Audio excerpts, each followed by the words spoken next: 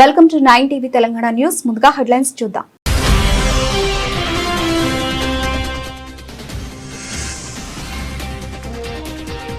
Group 1 నియామకాలపై Telangana high court కీలక తీర్పు. Single judge ఉత్తర్వులను రద్దు చేసిన హైకోర్టు.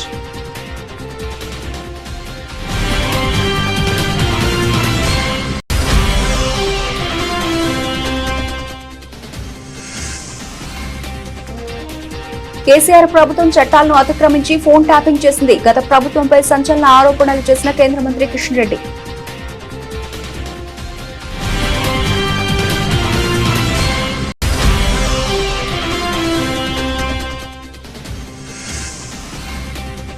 ఇప్పటికైనా బుద్ధిగల ఇల్లాలిగా మంచిగా సంసారం చేసుకో. జగిత్యాల ఎమ్మెల్యేకు హితవు పలికిన Jeevan Reddy.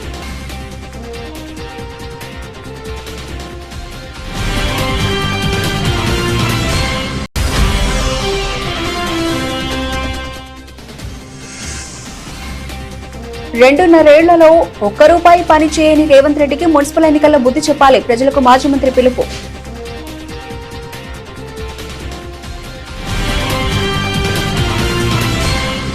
Telangana public service commission నిర్వహించిన గ్రూప్ 1 పరీక్షపై నెలకొన్న వివాదంలో హైకోర్టు కీలక తీర్పు వెలువరించింది. గతంలో సింగిల్ బెంచ్ జడ్జి ఇచ్చిన తీర్పును సీజే ధర్మాసనం రద్దు చేసింది. ఈ రోజు ఉదయం వెలువరించిన తీర్పు ప్రకారం 2024 అక్టోబర్లో జరిగిన మెయిన్స్ పరీక్షల అవకతవకలు జరిగాయన్న ఆరోపణలను తోసిపుచ్చింది.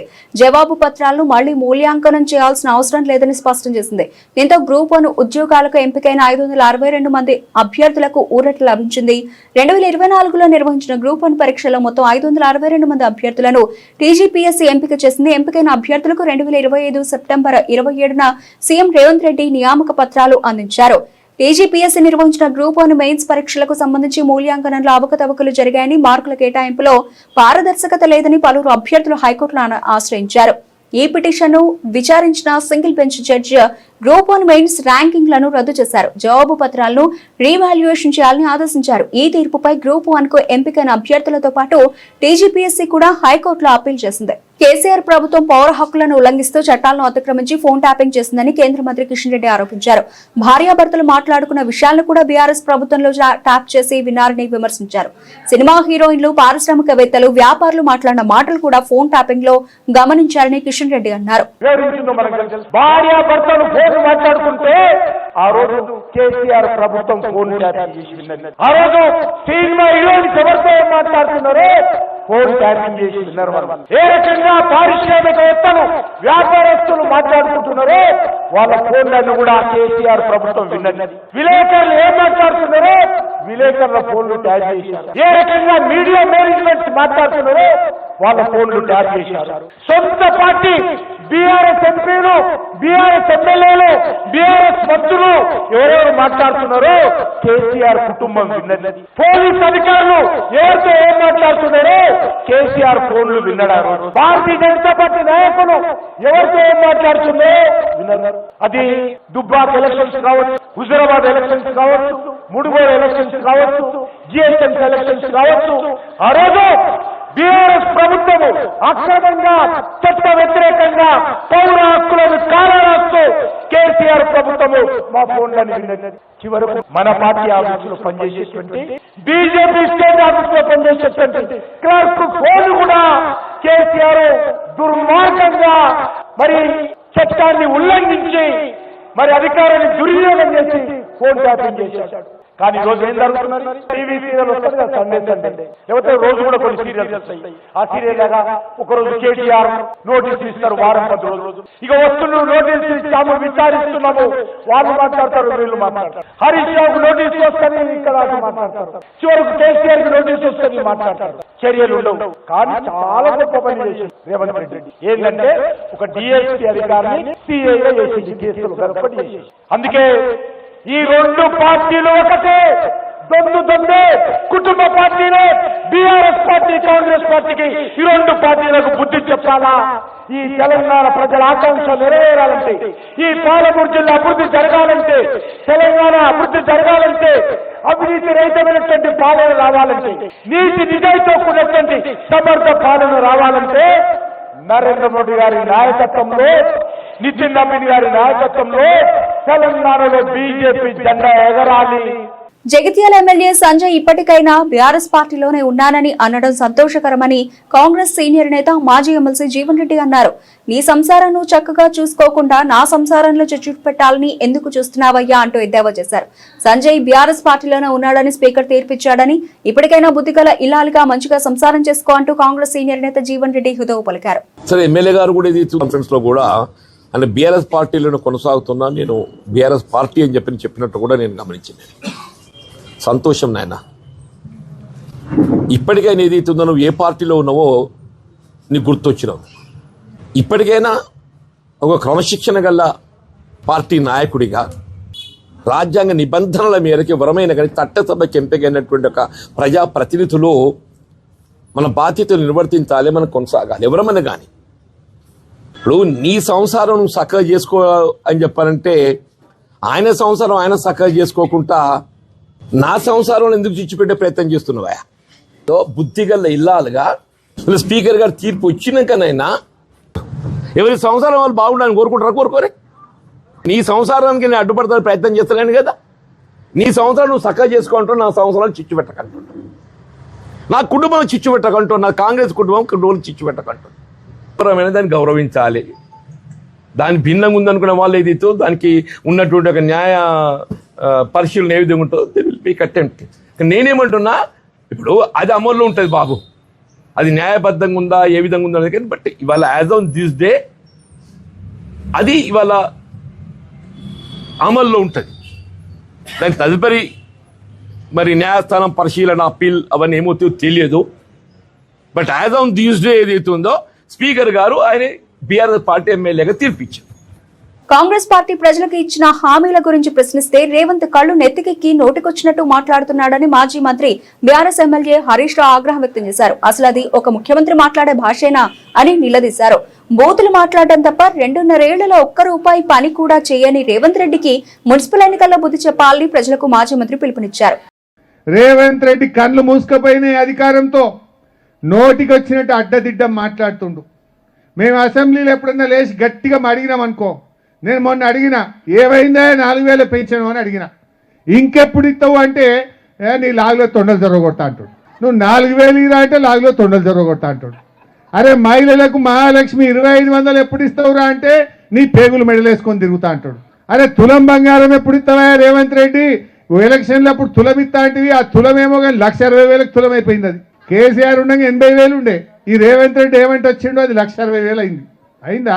నీ తులం ఇచ్చు లేదు, ధరనేమో పెరిగింది. గా తులం బంగారం ఎప్పుడు ఇస్తావా రేవంత్ రెడ్డి అంటే నీ కండ్లు గొడ్లు ఉడవీకి గోటీలాడతా అంటాడు. ఇవన్నీ ఏమనాలి? ముఖ్యమంత్రి ఏమన్నా గల్లీలో తిరిగే స్ట్రీట్ రౌడీయా? నేను ఏమడిగినా, అరే నువ్వు మాట ఇచ్చినావు, ఓట్లేసుకున్నావు, గద్దెనెక్కినావు, ఎప్పుడు ఇస్తావురా అంటే నీ పేగులు ఉడవిక్తా అంటాడు. ఇది ముఖ్యమంత్రి మాట్లాడే భాషనా? మీ టీవీలలో చూస్తలేరా? ముఖ్యమంత్రి అంటోడు గెలిచినోడు ప్రజలకు మంచిగా పనిచేయాలి. నేను అడుగుతున్న నర్సాపూర్లో ఈ 2.5 ఏళ్ళ కాంగ్రెస్ వచ్చి ఒక్క పైసా పని నర్సాపూర్లో రూపాయి పని ఎక్కడైనా చూపిస్తారా? అరే వాటర్ ట్యాంకులు కేసీఆర్ కట్టినాయే, రోడ్లు కేసీఆర్ వేసినాయే, వైకుంఠధామం కేసీఆర్ కట్టిందే, మున్సిపాలిటీ కేసీఆర్ కట్టిందే, బస్సు డిపో కేసీఆర్ తెచ్చిందే, బస్ స్టాండ్ కేసీఆర్ తెచ్చిందే, చిల్డ్రన్స్ పార్కు కేసీఆర్ చేసిందే, గా డిగ్రీ కాలేజ్ బిల్డింగ్ కట్టింది కేసీఆర్ కట్టిందే, అర్బన్ పార్క్ చేసింది కేసీఆరే, డబుల్ బెడ్రూమ్లు ఆడ కట్టి తయారున్నాయి కేసీఆరే. యాడొక రూపాయి పని ఉన్నదామా 2.5 ఏళ్ళల్లో? ఏమన్నా చేసిండ్రా? ఇగో ఈ రకంగా ఇంకా కాంగ్రెస్లో కోటేద్దామా? బాగా ఆలోచన చేయండి. ఈ నడిమిట్ల బీజేపీ వాళ్ళు వచ్చారు. అరే వాళ్ళు ఏమున్నా ఇక దేవుని పేరు చెప్పి ఓట్లాడుడే తప్ప పనిచేసుడు ఉందా? ఏమన్నా పేదోళ్ళకి ఏమైనా పని చేసిండ్రా? దయచేసి మీరు ఆలోచన చేయండి. ఎక్కడ కూడా మొన్న కేంద్రం బడ్జెట్ పెట్టిండు ఢిల్లీలో. మొన్న 1వ తారీఖు నాడు బడ్జెట్ పెడితే తెలంగాణకు గుండు 0. 8 మంది ఎంపీలను గెలిపిస్తే, 8 మంది ఎమ్మెల్యేలను గెలిపిస్తే ఆంధ్రాకేమో మూటలు ఇస్తుండ్రు, తెలంగాణకేమో గుండు 0 పెడుతుండ్రు. మరి అందుకేనా బీజేపీ కోట్లు వేయాలి? ఆంధ్రప్రదేశ్కు అమరావతికి ప్యాకేజీలు ఇచ్చిండ్రు, విశాఖపట్నంకు ప్యాకేజీలు ఇచ్చిండ్రు, స్టీల్ ప్లాంట్కు ప్యాకేజీలు ఇచ్చిండ్రు. ఇయ్యండి మంచిదే, వాళ్ళు మా వాళ్ళే. ఎందుకు ఇచ్చిందని అంటలేం. మరి తెలంగాణకు ఎందుకు ఇయ్యరు? మాకెందుకు ఇయ్యరు? మా తెలంగాణకు ఎందుకు మొండి చేయి చూపుతారు? మా సిమెంట్ ఫ్యాక్టరీ ఆదిలాబాద్ను ఎందుకు రీఓపెన్ చేయరు? మా హైదరాబాద్కు నీళ్ళు ఎందుకు ఇయ్యరు, మా మూసీకి నీళ్ళు ఎందుకు ఇయ్యరు? ఒక్క రూపాయి ఇస్తలేదు బీజేపీ. అన్ని గుజరాత్కే, అంతా ఉత్తర భారతదేశంకే. మరి మనకు ఒక్క రూపాయి అని బీజేపీకి మనం ఎందుకు ఒక్క ఓటు వేయాలి అని అడుగుతున్నా. బీజేపీ ఏమన్నా ఇచ్చిందా? ఏమన్నా బీజేపీ నుంచి మన ప్రజలకు జరిగిన సాయం ఏమన్నా ఉందా అని నేను అడుగుతా ఉన్నా. నర్సాపూర్కి ఏమన్నా వచ్చిందా అని నేను అడుగుతా ఉన్నా. ఏమి చేయని బీజేపీకి ఎందుకు వేయాలి? తెలంగాణలో ఎస్సీ ఎస్టీ బీసీ మైనారిటీ విద్యార్థులకు young India integrated residential schools ఏర్పాటు చేసి కార్పొరేట్ స్థాయి విద్య అందేలా ప్రభుత్వం కృషి చేస్తోందని రాష్ట్ర ఎస్సీ ఎస్టీ దివ్యాంగుల శాఖ మంత్రి అడ్లూరి లక్ష్మణ్ కుమార్ స్పష్టం చేశారు. సీఎం రేవంత్ రెడ్డి నేతృత్వంలోని ప్రజాప్రభుత్వం అనేక అభివృద్ధి సంక్షేమ పథకాలు అమలు చేస్తుందన్నారు. రాబోయే మున్సిపల్ ఎన్నికల్లో కాంగ్రెస్ పార్టీని ఆశీర్వదించాలని ఈ సందర్భంగా ప్రజలను కోరారు. గౌరవ ముఖ్యమంత్రి వర్యులు, ఈ రోజు ఈ తెలంగాణ రాష్ట్రంలో చదువు అనేది చాలా గొప్పగా ఉండాలి, మా తెలంగాణ పిల్లలకు మంచి భవిష్యత్తులా ఉండాలని చెప్పి యంగ్ ఇంటిగ్రేటెడ్ స్కూల్ సుమారు 200 కోట్ల రూపాయలతోని 25 ఎకరాల లోపల ఎల్కేజీ నుంచి ఏదైతే డిగ్రీ వరకు ఇంకా ఉన్నతమైన చదువుల కోసం ఎస్సీ పిల్లలకు, ఎస్టీ పిల్లలకు, బీసీ పిల్లలకు, మైనార్టీ పిల్లలంతా కూడా గొప్పగా దేశంలో ఉన్నటువంటి కార్పొరేట్ స్కూళ్ళు ఏ విధంగా ఉంటాయో ఆ విధంగా 200 కోట్ల రూపాయలతోని భవనం నిర్మాణం చేసి గొప్పగా చదువునియాలని చెప్పి మన ఒక ఎస్టీ మినిస్టర్, డిజబుల్ మినిస్టర్ గా మనస్ఫూర్తిగా వారికి 200 కోట్ల రూపాయలతో ఇంటిగ్రేటెడ్ స్కూల్ శంకుస్థాపన చేసినందుకు మనస్ఫూర్తిగా ఇన్ఛార్జ్ మినిస్టర్ గా వారికి శుభాకాంక్షలు తెలియజేసుకుంటూ,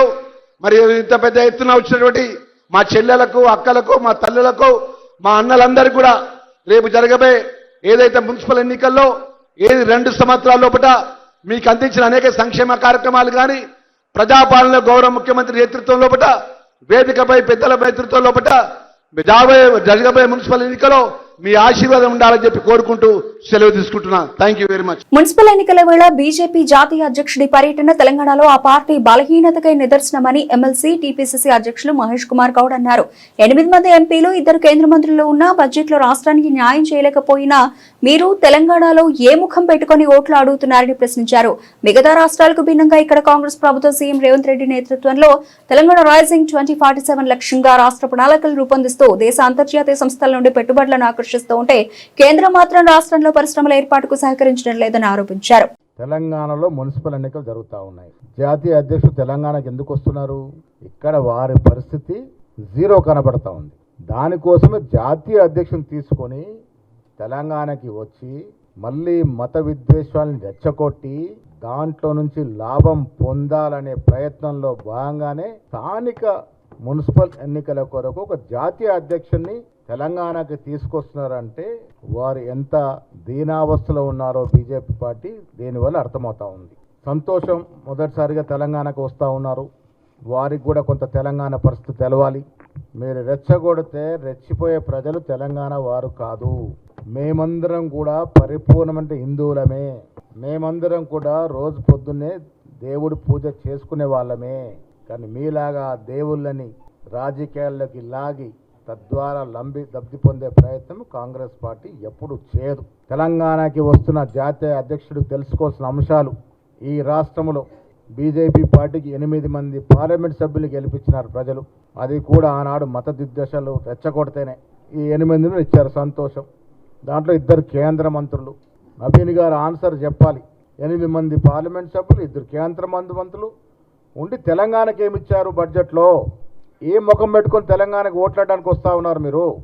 8 మంది పార్లమెంట్ సభ్యులు, అందులో 2 కేంద్ర మంత్రులుండి మీరు తెలంగాణకి ఏమిచ్చారు? మీరు తెలంగాణ ప్రజలకి స్వస్థత ఇవ్వాల్సిన అవసరం ఉన్నది. 2014లో కేంద్ర అధికారంలో వచ్చే నాటి నుండి నరేంద్ర మోడీ ప్రభుత్వం తెలంగాణకు అన్ని రంగాల్లో అన్యాయం చేస్తూ ఉంది. కేంద్ర ప్రభుత్వం రాష్ట్ర విభజన చట్ట ప్రకారం తెలంగాణకు న్యాయంగా రావాల్సిన పథకాలు, నిధులు, ప్రాజెక్టులు ఇంతవరకు మంజూరు చేయట్లేదు. బయ్యారం స్టీల్ ప్లాంట్, నీటి ప్రాజెక్టులకు జాతీయ హోదా, నవోదయ పాఠశాలలు పలు అంశాల్లో తీరని అన్యాయం చేస్తూనే ఉన్నది. తెలంగాణ మిగతా రాష్ట్రాలకు భిన్నంగా ఇక్కడ కాంగ్రెస్ ప్రభుత్వం, కాంగ్రెస్ ముఖ్యమంత్రి రేవంత్ రెడ్డి గారి నేతృత్వంలో తెలంగాణ రైజింగ్ 2047 లక్ష్యంగా రాష్ట్ర ప్రణాళికలు రూపొందిస్తూ దేశ అంతర్జాతీయ సంస్థల నుండి పెట్టుబడులు ఆకర్షిస్తుంటే కేంద్రం మాత్రం రాష్ట్రంలో పరిశ్రమల ఏర్పాటుకు సహకరించడం లేదు. అడుగడుగున అడ్డంకులు సృష్టిస్తూ ఉంది. నిన్నగాక మొన్న ప్రవేశపెట్టిన బడ్జెట్లో రాష్ట్రానికి తీరని అన్యాయం జరిగింది. రోడ్డు మెట్రో రైలు మూసి ప్రాజెక్టు వంటి కీలక ప్రాజెక్టు విస్మరించి అధికారంలోకి ఇచ్చి 2 ఏళ్లైనా కాంగ్రెస్ ప్రభుత్వం మున్సిపాలిటీలకు చేసిందేమీ లేదని మాజీ మంత్రి శ్రీనివాస్ గౌడ్ అన్నారు. మున్సిపల్ ఎన్నికల ప్రచారంలో భాగంగా మహబూబ్ నగర్ మున్సిపల్ కార్పొరేషన్ పరిధిలోని ఏనుగొండ 2వ డివిజన్ బీఆర్ఎస్ పార్టీ కార్పొరేటర్ అభ్యర్థి చెరుకు శాంతిభూషణ్ మరియు 6వ డివిజన్ బీఆర్ఎస్ పార్టీ కార్పొరేటర్ అభ్యర్థి కొడుమల శాంతికుమార్ని గెలిపించాలని కోరుతూ మాజీ మంత్రి ప్రచారం నిర్వహించారు. పర్వతల యాదవ్ గారికి, ప్రభాకర్ గారికి, శేఖర్ గారికి, చెన్నయ్య గారికి, శంకర్ నాయక్ గారికి, శంకర్ గారికి, గుడ్డరాము గారికి, పెద్దరాము గారికి, అంజయ్ గారికి, సిద్ధు, మహేష్, చిరంజీవి. ఇక్కడ అక్కడ అందరు ఏమనుకుంటారంటే ఇక్కడ కోరమని నరసింహాలు నిలబడతారు, అవతల కోరమని వెంకటయ్య గారు నిలబడతారు.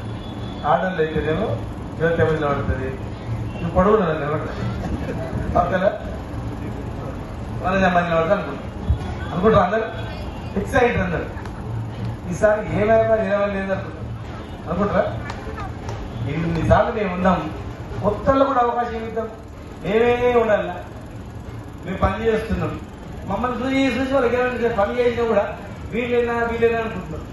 అందరికన్నా ఎక్కువ మందులు తీసుకొచ్చి, అందరికన్నా ఎక్కువ పనులు చేసి, అందరికన్నా ఎక్కువ అన్ని పనులు చేసినా కూడా ఇంకా వీళ్ళు తప్ప ఎవరు లేరా అనే ఒక మాట వస్తుంది. ఒక్కసారి పక్కకు ఉందాం, చూద్దాం, యూత్ని పెడదాం, యువతకి అవకాశం ఇస్తామని చెప్పి అక్కడ శాంతి కుమార్ని, ఇక్కడ శాంతి భూషణ్. ఈ శాంతి భూషణ్కి వచ్చేవరకే ఇక మాకు పర్వతాలు యాదవ్, శాంతి భూషణ్ ఈ ఇద్దరికి ఎవరికి ఇద్దామా అని, పర్వతాలు యాదవ్ ఇద్దామా, ఈయనకి ఇద్దామా అందరూ పిలిచిన ఏం జరిగింది చెప్పండి. లేదు పర్వతాలు యాదవ్ అక్కడ ఆ పార్టీ ఈక్వేషన్ ఏదో కింద మీద అవుతుంది, ఇంకో పార్టీ అటు అవుతుంది. ఇక శాంతి భూషణ్కి ఇస్తే నేను మంచి పని చేస్తా, నాకేం లేదు. అందరూ కొంతమంది ఈక్వేషన్లో మాట్లాడినా కూడా పర్వతాలు యాదవ్ ఏమన్నంటే ఒక సింగల్ వేదిక ప్రమాణం కూడా, సార్ నాకు ఈ పిచ్చి కులం పిచ్చిగా అవన్నీ లేదు సార్, మీరు ఇంత మంచి చేసినారు, మా భూములు 1,000 కోట్లకి పడిగింది, 1,000 లక్షలంటే కూడా అడుగుతుంది, 1,000 కోట్లకి ఎట్లా వచ్చినాయి సార్, నేను వచ్చి డెవలప్ చేసినందుకే కోట్లకి పడిగింది. అందరు పెట్టి చేసి, రోడ్లు వేసి, లైట్ పెట్టి, స్ట్రీట్ లైట్ పెట్టి ఈ ఊరిని ఇట్లా కాపాడినందుకే ఇంత వచ్చింది. సార్ మీ పుణ్యాన నేను పని చేసుకుంటున్నా, మీరుంటే సార్ నాకేముంది. శాంతిభూషణ్కి ఇద్దాం, యువకుడు, నేను మస్తు అటుదిక్కులాడతా. ఇక్కడ వీళ్ళు ఉన్నారు, వాళ్ళు ఉన్నారు, నరసింహ సాబు ఉన్నారు, అన్నదం ఉన్నారు, మేము అటు సైడ్ చూసుకుంటాం. సిద్ధు, ఉదయించను, మిగతా చాలా మంది పెద్దలు అటు సైడ్ చూసుకుంటామని చెప్పి అందరూ వచ్చి వాళ్ళందరి సమక్షంలోనే వాళ్ళే డిసైడ్ చేసింది తప్ప నేను, మా వెంకటయ్య గారు, మా నరసింహ గారు కూర్చొని గిరికి అని ఎవ్వరు చెప్పండి, చెప్తున్నా జరిగింది. అటు 6వ వార్డు నుంచి వచ్చింది, 6 మంది వచ్చింది. మా చెన్నయ్య వచ్చిండు, యాదయ్య వచ్చిండు, వెంకటయ్య వచ్చిండు, శివరామ్ వచ్చిండు, ఎవరెవరో వచ్చిండు. ఎవరికి అన్న ఆడ ఇంకా చిత్రంగా 6 మంది ఎవరికని ఒక్కటే మాట చెప్తూ మా అందరూ ఎవరు చెప్పినా సరే అరే అంత పార్టీ బాగుంది, వెంకటయ్య గారు అన్ని రకాలు చూసుకుంటాడని చెప్తే కూడా ఇష్టం ఉంది. అప్పుడు మళ్ళా కొంతమంది కాలనీ పెద్దలు అవతల, సార్ యూత్ ఉన్నారు, యూత్ చదువుకున్నాడు, యువత కొంచెం ఇద్దాం సార్, దీనికి అవకాశం ఇవ్వను. అప్పుడు మనల్ని కూడా శాంతి కుమార్కి ఏం సార్ ఏముంది, మా పిల్లగాడే, మా తమ్ముడు అవుతాడు ఒకరు, బాబు అవుతాడు ఒకడు, బామ్మడి అవుతాడు ఒకడు, మీ ఇష్టం తెలుసుకొస్తారంటే ఆయన ఇచ్చి. మరి వీళ్ళ ఇద్దరిని అంత పెద్దలు ఇద్దరు, వాళ్ళిద్దరూ పక్కన తప్పుకొని మొత్తం వాళ్ళని గెలిపిద్దాము మా ఊర్లో, ఎందుకంటే మేము తప్ప ఎవరు వద్దు ఇక్కడ అనేది ఇలా మేము చేసినాం. మళ్ళా గవర్నమెంట్ వస్తే మాకు అవకాశం వస్తుంది. మేము ఉట్టిగా కూర్చోం, ఇంట్లో కూర్చోం, మేము సొసైటీలో గౌరవప్రదంగానే ఉంటాం. మరి ఇలా ఈ అవకాశాన్ని ఇద్దరు ఇద్దరికి అవకాశం ఇచ్చి మాకు ఎలాంటి ఇబ్బందులు లేకుండా టికెట్ విషయంలో సహకరించి ఇలా ఇక్కడ విషయం యాక్చువల్గా ఈ నుంచి ఆ చివరి స్థలం గుంపు ఉంటున్నాయి. ఇలా ఎందుకు రాలేదు మీకు తెలుసు. ఇక్కడ మీటింగ్ అనేవారికి అందరూ మన వాళ్ళకు సాయంత్రం కూడా ఇంత చల్లబడుతుందని చెప్పి పని లేదు, ఏం లేదు. కొంతమంది ఇష్టం లేకుండా పోతారు ఒట్టిగా, ఇక పోతారు వస్తారు. కానీ పోయిన ఆ పార్టీ అనుకోకండి, ఆ పార్టీ ఇచ్చినది పోయిన అనుకోకండి. పేదవాళ్ళు ఉంటారు కనుక ఏదో ఒక రోజు అలా పోయి పని చేసి కాలం గడుస్తుందని చెప్పి పోయినందు తప్ప వాళ్ళ మనసులో ఆ పార్టీ కానీ ఆ పార్టీ గుర్తని కానీ లేదు. ఎందుకుంటారు చెప్పండి? ఏమైనా నీళ్ళు ఇచ్చిండ్రా? ఏమైనా మనకు నీళ్ళు ఇచ్చిండ్రా ఎలుగుండలా? లేకపోతే కరెంట్ ఇచ్చిండ్రా? లేకపోతే మన ఇంట్లో మన చూస్తే బాగు చేయించిండ్రా? మన పెళ్లి దగ్గర పైసలు ఇచ్చిండ్రా? ఏమి ఇచ్చింది? ఏమి ఇవ్వలేదు. ఇలా మనం ఇచ్చినాం. పేదవాళ్ళకు 200 ఉంటే 2000 పెన్షన్ మనం చేసినాం. వాళ్ళు వచ్చి 4000 చేస్తామని మోసం చేసినాం. ప్రతి మహిళకు 2,500 ఇస్తామని మోసం చేసినాం. పెళ్లిళ్ళు అవుతుంటే పెళ్లిళ్ళు ఆపిరు. ఎవడైనా పెళ్లి ఎవడు ఆపి పెళ్లిళ్ళు వాళ్ళు పెళ్లిళ్ళు ఆపిరు.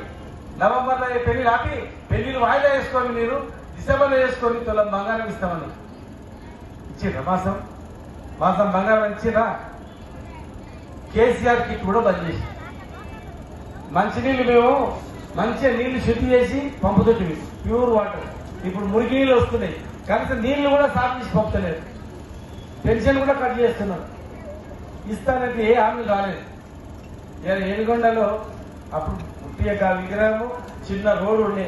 ఎనుగొండ అంటారు అది ఊర్లాగానే ఉండే, టౌన్ కానుకొని కూడా ఎనుగొండ అనేది ఒక చిన్న గ్రామీణ ప్రాంతం లాగా ఉండేది.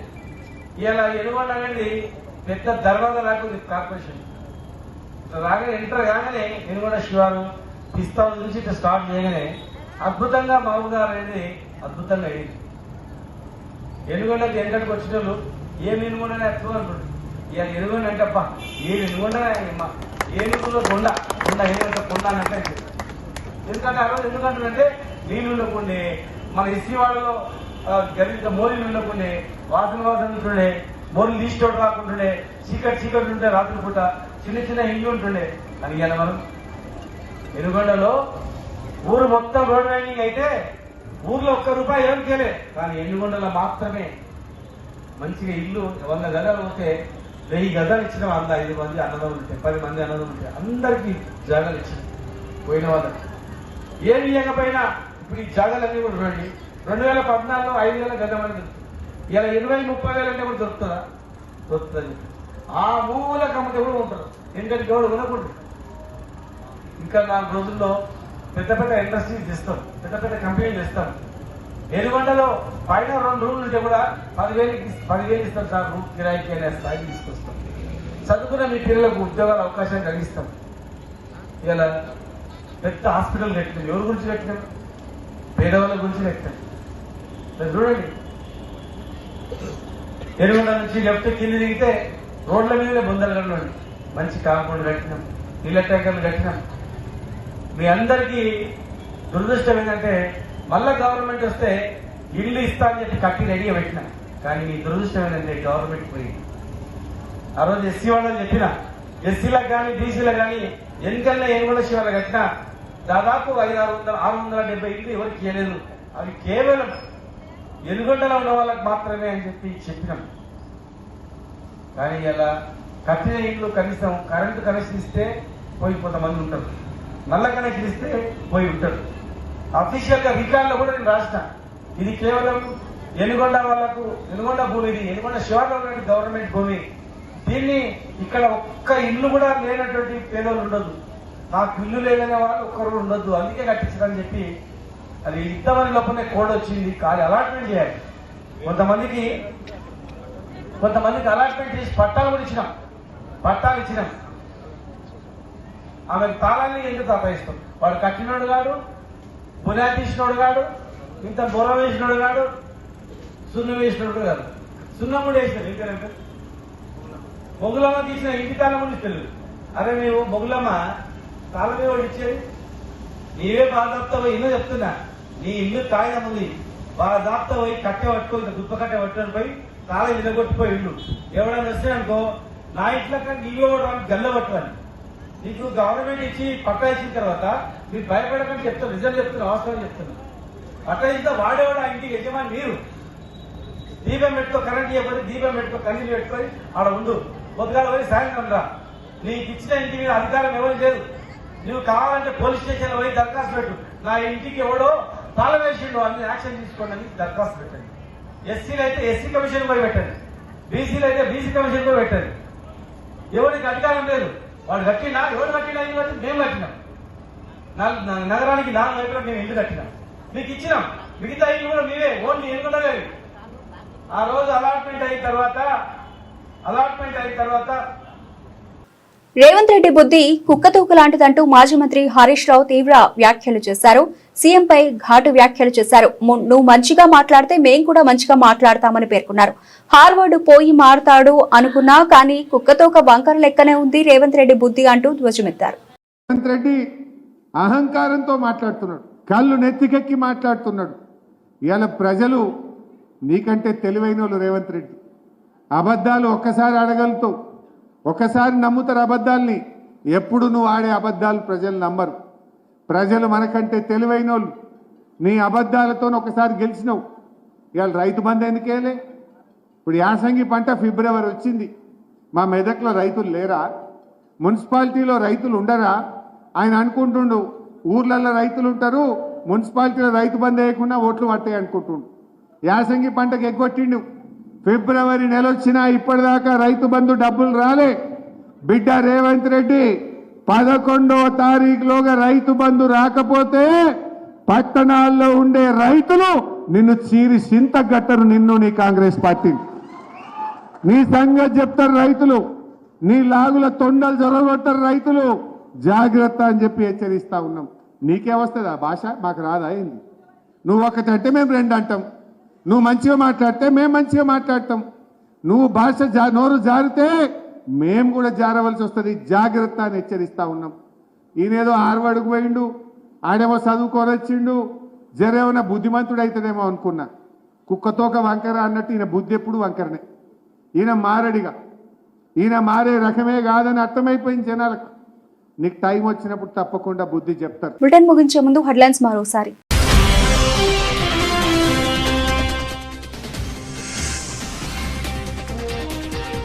గ్రూప్ 1 నియామకాలపై తెలంగాణ హైకోర్టు కీలక తీర్పు. సింగిల్ జడ్జి ఉత్తర్వులను రద్దు చేసిన హైకోర్టు.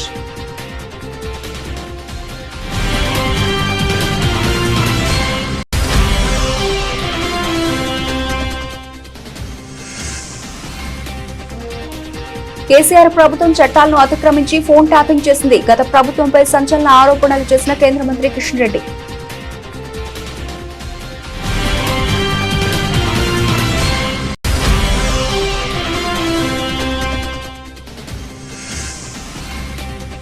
ఇప్పటికైనా బుద్ధి గల ఇల్లాలిగా మంచిగా సంసారం చేసుకో. జగిత్యాల ఎమ్మెల్యేకు హితవు పలికిన జీవన్ రెడ్డి.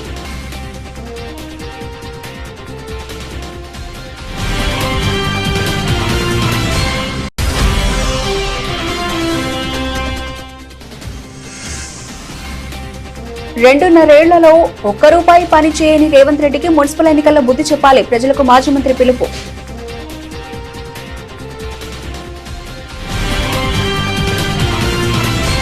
ఇవి ఇప్పటివరకు నబల్సిన అప్డేట్స్. మరిన్ని అప్డేట్స్ తో మళ్ళీ కలుద్దాం. అంతవరకు సెలవు. నమస్తే.